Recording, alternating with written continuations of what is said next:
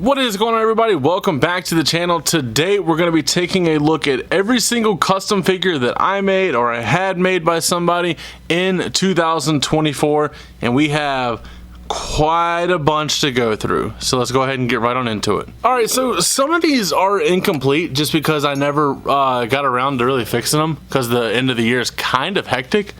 So let's go ahead and pick out a few. You see this Magnum TA Matt Cardona in the middle? The only part of it that's not done is that I have to do a little crotch piece surgery where I had to put an Ultimate Edition crotch piece up here. Or no, actually I gotta put an Elite style crotch piece up here instead of the one that was up there. And then it will be finished. As you see, the decals and everything are already done. And it's an Ultimate Edition, so it will have interchangeable arms. This is the Super 7 head. And I think it looks really good, all said and done. When you kind of just pose it up like that, it looks pretty good. But I gotta, you know, put the finishing touches on it for sure. Another one that is not finished was my Ultimate Edition Sting that I was working on at one point. This is the Monday Night Wars Bret Hart figure with head swap, hand swap obviously, and leg swap. This is the Bret Hart crotch piece. It does have the drop down hips.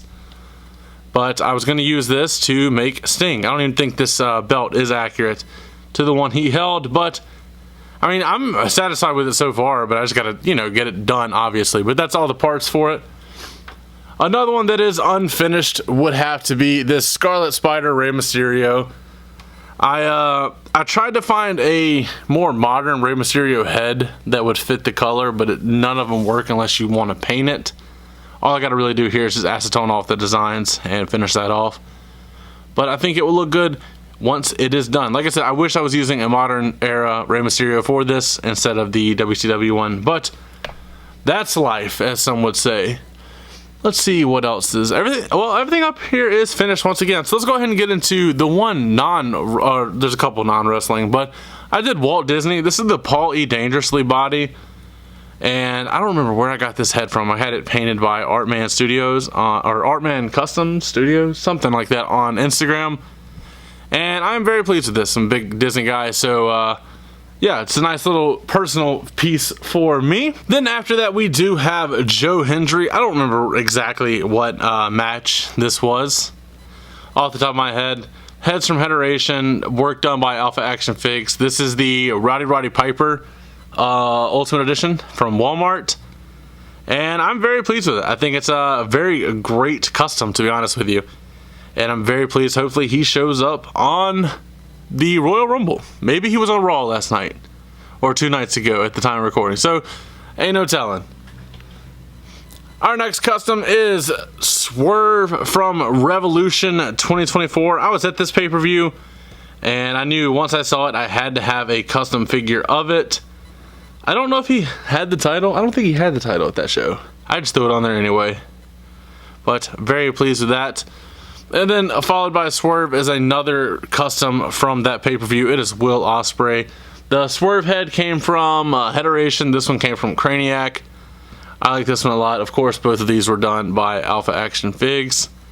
He does majority of my work, except for this next one here. This was Butterbean, done by 3XR Studio on Instagram. The pants were done by Sabotage Wrestling, I think is his name.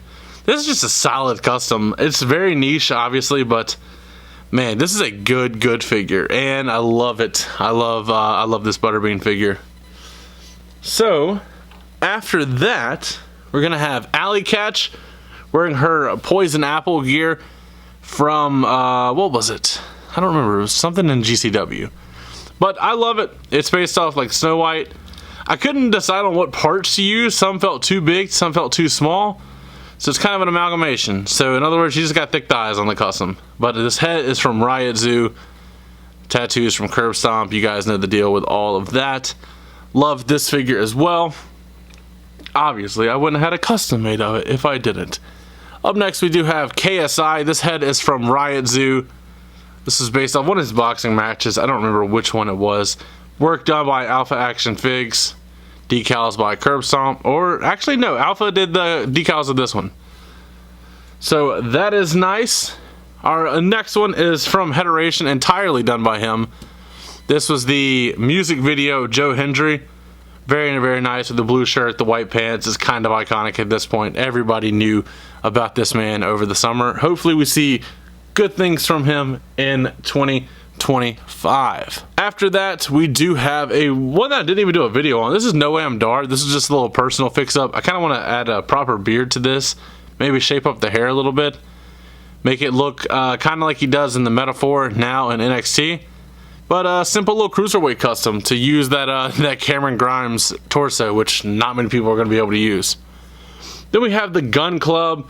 I created these not knowing we were going to get the official figures of them last year, which actually were honorable mentions. But I still like these customs a lot more than the official releases, and they work for what they are. I do like the little tiny gems that I placed on Colton here, so you can actually see a reflection in those. They're really cool, but I love both of these figures. I guess I might have to repurpose them at some point into other customs. Followed by that, we do have Post Malone. This is a very, very random fix-up. It's based off one of his like red carpet appearances. I think this was a Shield torso and a John Nada lower body. And yeah, just something simple, nothing too spectacular. Shout out to Alpha for painting this. He always stands by me in my crazy fix-ups or customs.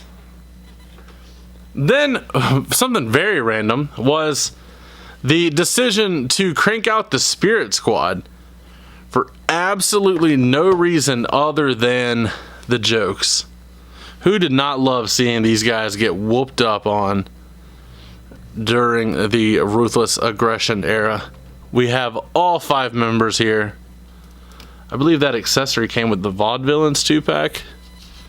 But all 5 guys, cloth pants from Rebel 10 Customs. And I think the shirts, some of them were from GPS lot, some of them are obviously sculpted on.